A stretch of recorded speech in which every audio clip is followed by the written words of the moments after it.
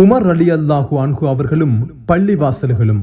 Umar அவர்களது காலத்தில் தொடர்ச்சியாக இஸ்லாமிய பிரதேசங்கள் வளர்ச்சி அடைந்து கொண்டிருந்தன.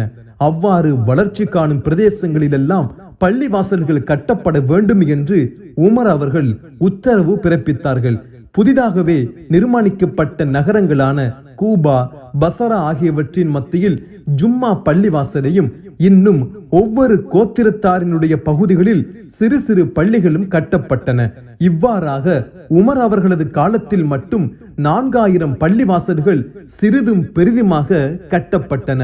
739ஆம் ஆண்டில் உமர் அவர்கள் மக்காவில் உள்ள காபா பள்ளிவாசலையும் விஸ்தரித்து கட்ட ஆரம்பித்தார்கள்.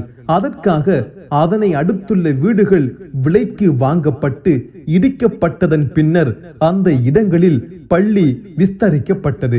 முன்பு பள்ளியின் சுவர்களில் விளக்குகள் ஏற்றப்படவில்லை.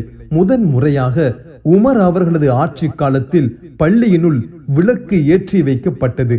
முன்பு காபாவை சுற்றி கட்டப்பட்டுள்ள துணி சாதாரண துணியினால் ஆனது. பின்னர் அதற்காக பிரத்யேகமான துணியால் நெய்யப்பட்டு எகிப்திலிருந்து வரவழைக்கப்பட்டது.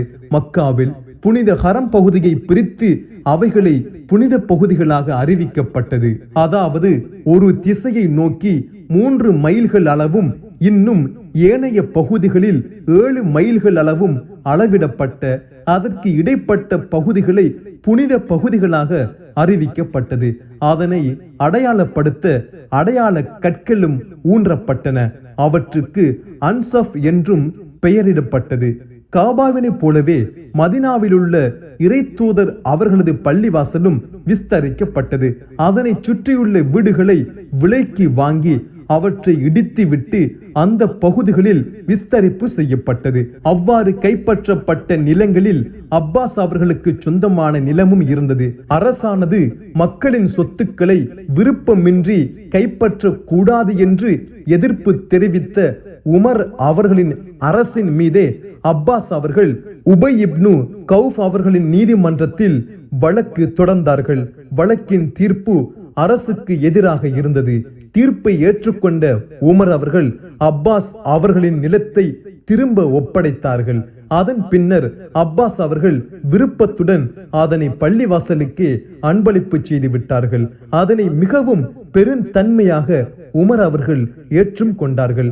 அதற்கு பிரதியீடு செய்யும் விதமாக அப்பாஸ் அவர்களுக்கென ஒரு வீட்டையும் உமர் ரலியல்லாஹு அன்ஹு அவர்கள் அன்பளிப்பு செய்தார்கள். விஸ்தரிப்பின் காரணமாக பள்ளியானது நீள வாக்கில் 100 மீட்டரிலிருந்து 140 மீட்டராகவும் இன்னும் அகல வாக்கில் 60 to 80 அடியாகவும் வளர்ந்தது.